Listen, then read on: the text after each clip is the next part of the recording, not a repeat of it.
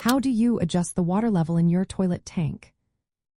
Imagine your toilet as a simple machine that needs just the right amount of water to work perfectly.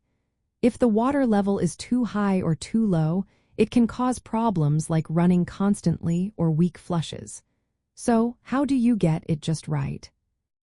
First, you need to identify what kind of float your toilet has. Older toilets usually have a float ball attached to a metal arm.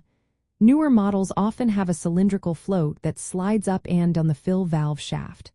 Once you know which one you have, you can start adjusting. Before making any changes, turn off the water supply valve near the base of the toilet.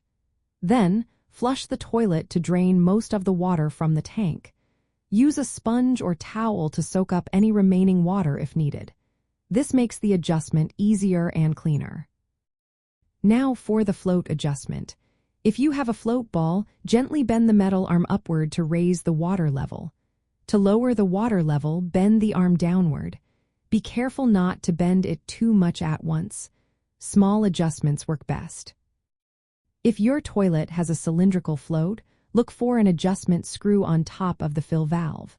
Turning this screw clockwise will raise the float and increase the water level. Turning it counterclockwise lowers the float and decreases the water level. Some floats can also be pinched and moved along the shaft manually for fine-tuning. The goal is to set the water level about 1 inch below the top of the overflow tube inside the tank. This prevents overflow while still providing enough water for a good flush.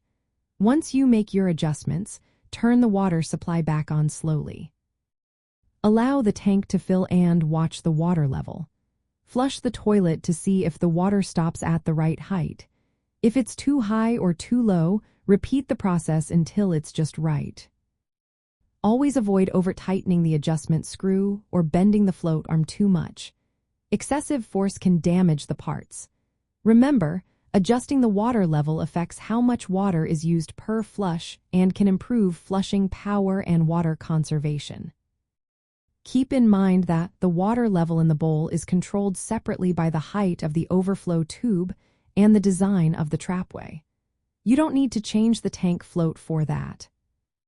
This simple task helps keep your toilet running smoothly and saves water. Just a few small tweaks can make a big difference in how well your toilet works every day.